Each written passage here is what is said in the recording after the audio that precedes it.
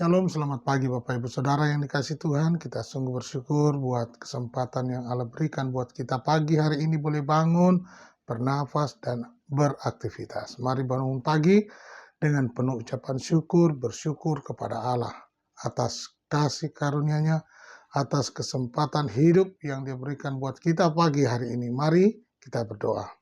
Terima kasih Bapa buat hari yang baru, terpujilah nama-Mu, segala hormat kemuliaan bagi nama-Mu. Kami mau membaca dan merenungkan firman Tuhan, kami percaya dengan membaca firman Tuhan, iman kami tumbuh. Dengan membaca firman Tuhan, kami boleh mengerti maksud Tuhan dalam hidup kami.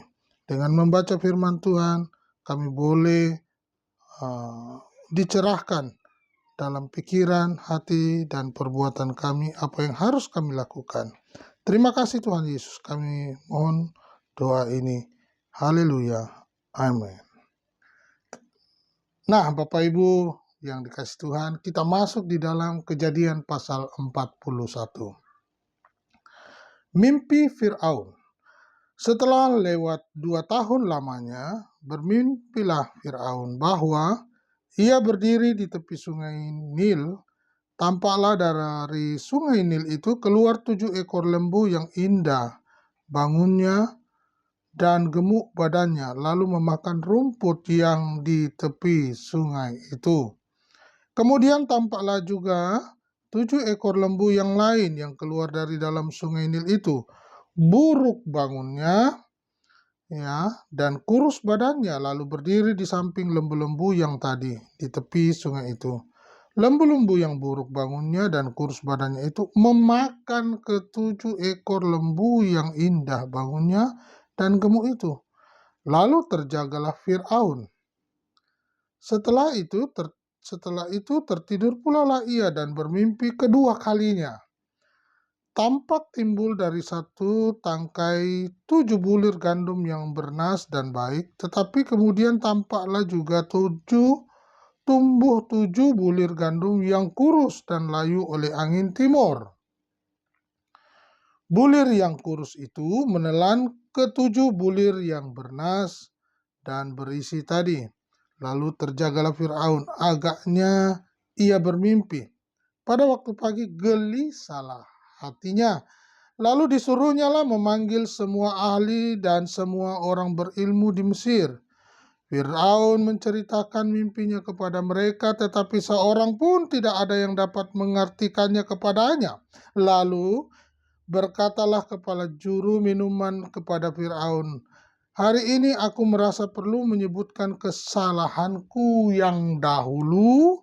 Waktu itu tuanku Fir'aun murka kepada pegawai-pegawainya dan menahan aku dalam rumah pengawal istana, beserta dengan kepala juru roti.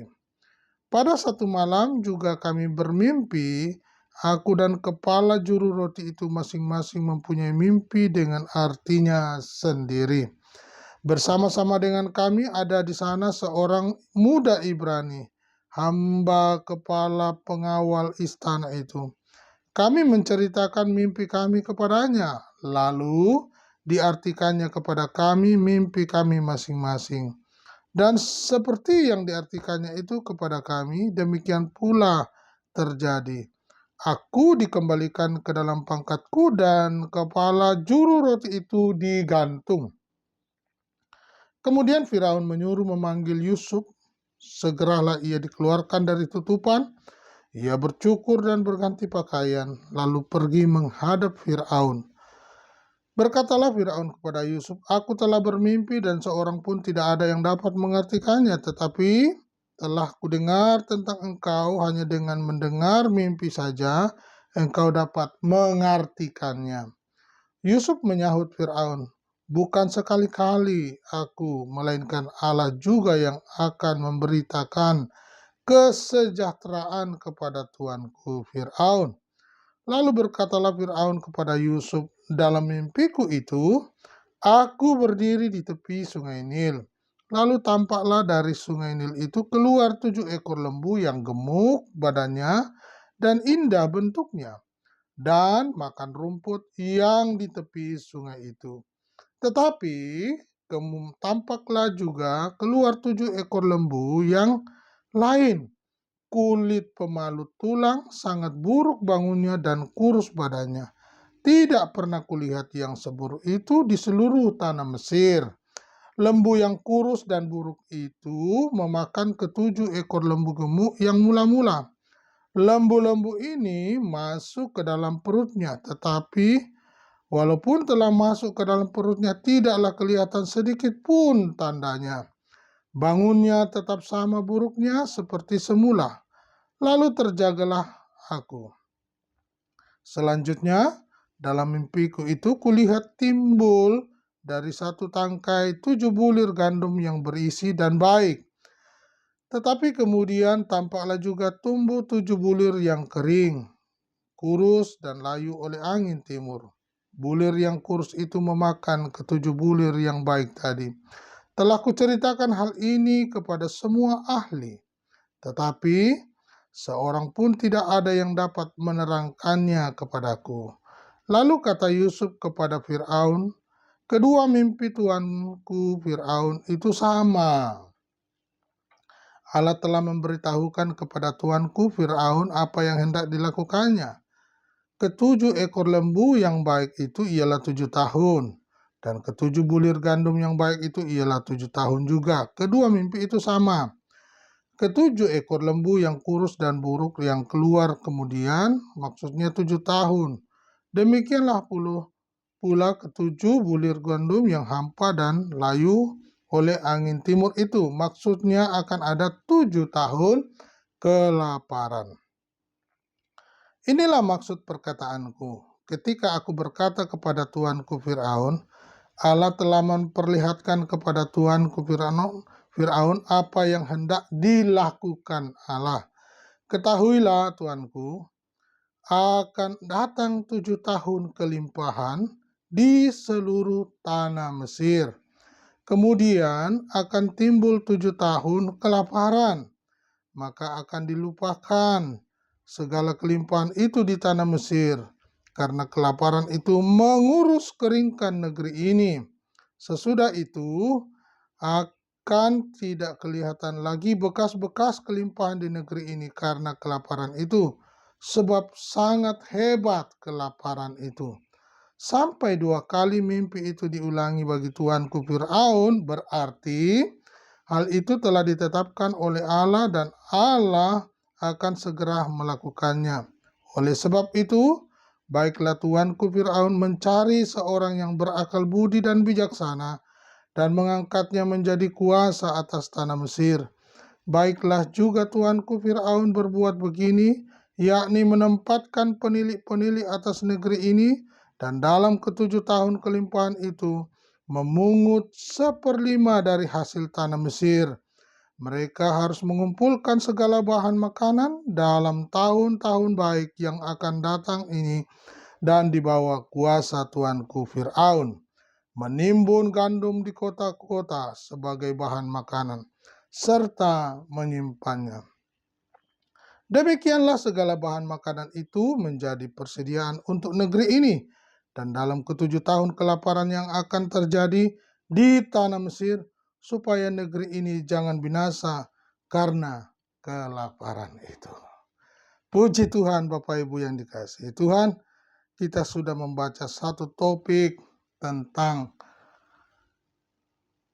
kelaparan yang akan terjadi. Mimpinya Fir'aun ini, ya. Bapak Ibu Saudara yang dikasihi Tuhan, kita memperhatikan dengan seksama bacaan di atas tadi, di awal tadi, bahwa apa yang terjadi dengan Yusuf ketika juru minum dan juru roti itu menceritakan kisahnya, ternyata di pasal sebelumnya, sekalipun juru minum ini sudah diangkat kembali, ditempatkan di posisinya kembali, ternyata dia melupakan Yusuf. Bayangkan Bapak Ibu, 2 tahun itu tidak singkat. Jadi dilupakan, ya, kebaikan Yusuf, ya, apa yang sudah Yusuf lakukan kepada juru minum itu. Ya, jadi Dia kembali dalam istana, diangkat kembali pada posisinya, tapi dia melupakan kebaikan Yusuf. Dia tidak menceritakan apa-apa. Tetapi Allah tetap menyertai Yusuf. Bayangkan Bapak Ibu, tinggal di dalam penjara selama 2 tahun sejak kasus juru minum dan juru roti ini. Nah, kembali kita perhatikan apa yang dari topik ini mengenai mimpi-mimpi Firaun ini, ya. Sehingga dari mimpi Firaun ini kita bisa melihat, kita bisa memaknai bahwa mimpi Firaun ini mengajarkan kepada kita bahwa memang satu, membutuhkan kesabaran. Proses yang dialami oleh Yusuf, dia tidak hanya sabar menanti. Dia tidak sabar saja menanti, tetapi dia tetap taat, hormat kepada Allah.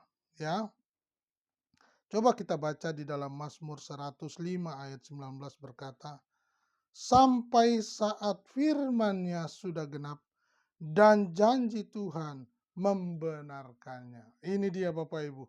Ya, jadi Yusuf tetap ada dalam penjara sampai firman-Nya itu genap. Jadi melalui mimpi Firaun ini, maka Firaun berfirman, melakukan, merencanakan, memberitahukan kepada Firaun. Jadi Allah berbicara ya lewat mimpi juga Bapak Ibu. Ya. Nah, kita baca di dalam Habakuk 2 ayat 3 berkata, sebab penglihatan itu masih menanti saatnya, tetapi ia bersegera menuju kesudahannya. Dengan tidak menipu, apabila berlambat-lambat, nantikanlah itu. Sebab itu, sungguh-sungguh akan datang dan tidak akan bertangguh. Iya, jadi sebab penglihatan itu masih menanti saatnya, tetapi ia bersegera menuju kesudahannya dengan tidak menipu. Apabila berlambat-lambat, nantikanlah itu. Sebab itu sungguh-sungguh akan datang dan tidak akan bertangguh. Sungguh-sungguh akan datang dan tidak akan bertangguh. Jadi apa yang dilihatkan, ya, apa yang dilihatkan Firaun melalui mimpinya, bahwa itu akan terjadi. Jadi Allah berkehendak, ya, berbicara dan akan melakukan kehendaknya melalui mimpi.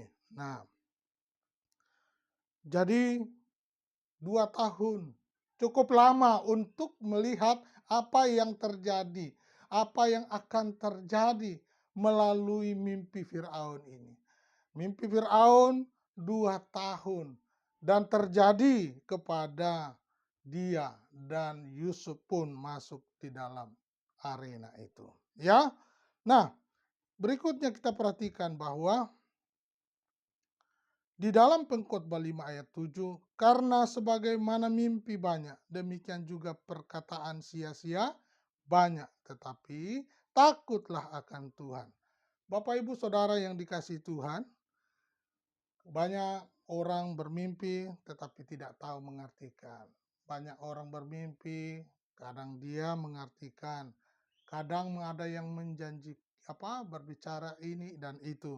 Tetapi kita perhatikan apa yang diartikan oleh Yusuf ini dalam mimpi Firaun, melebihi akal, melebihi batas, melebihi kebijaksanaan, melebihi pengetahuan manusia, melampaui batas, karena hal-hal ini bicara tentang apa yang Allah ingin kehendaki melalui mimpi yang akan dilakukannya kepada bangsa Mesir.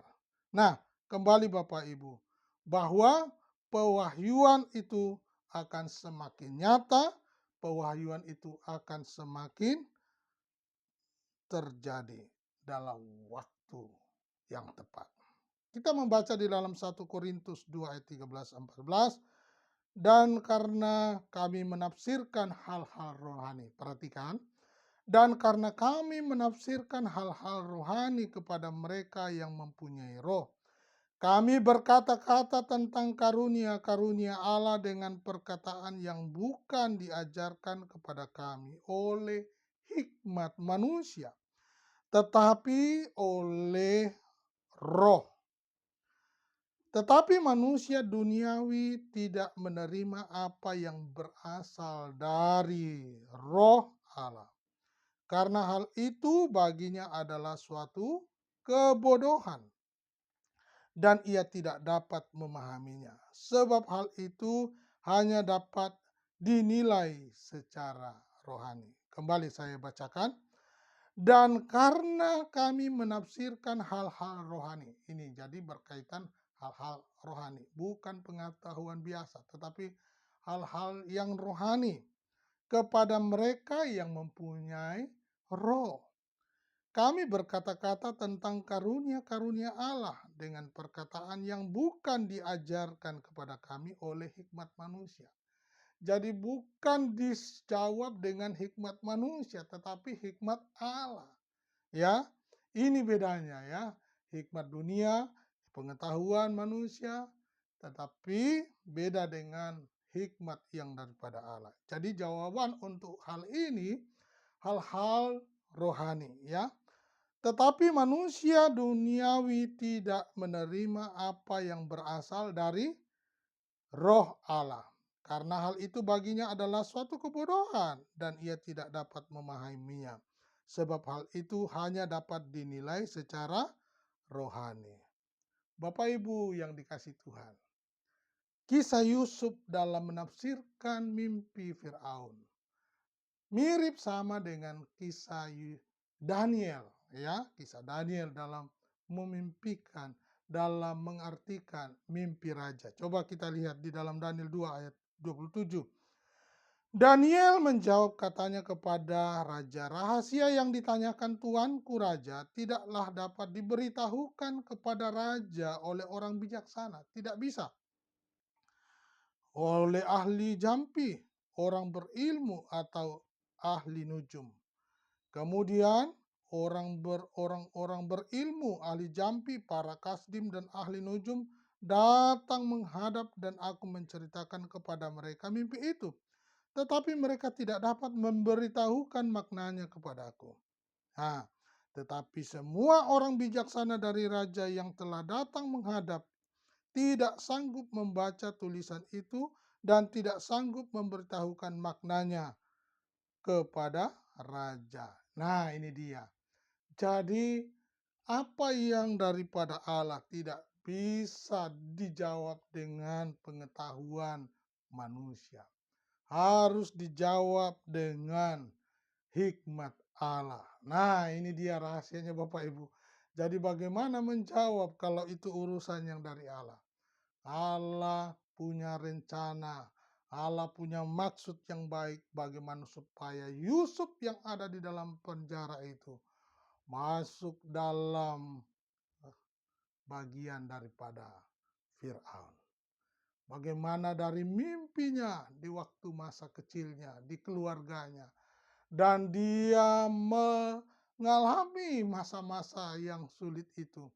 Skenario itu berjalan terus, sekalipun susah ataupun senang dia nikmati. Sampai dia masuk dalam arena istana. Bapak Ibu Saudara yang dikasih Tuhan.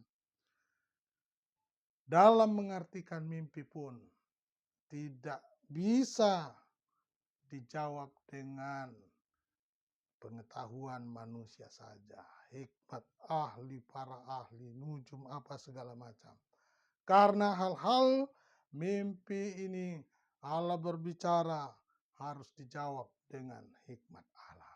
Ya, kembali Bapak Ibu Saudara yang dikasih Tuhan. Jadi melalui pagi hari ini kita mau semakin hari sampaikan kabar baik. Ada maksud yang indah dari pembacaan firman Tuhan pagi hari ini. Karena banyak di luar sana ada banyak orang yang sedang bermimpi, gelisah hatinya untuk mengartikan mimpi yang dia alaminya. Tapi percayalah, mintalah hikmat Allah, mintalah kepada Dia yang mempunyai jawaban itu, supaya Tuhan menyatakan apa isi hatinya bagi setiap kita. Biarlah pagi hari ini tetap semangat sampaikan kabar baik. Terus sampaikan kabar baik. Ya, kita harus tetap semangat untuk sampaikan kabar baik. Tuhan Yesus memberkati.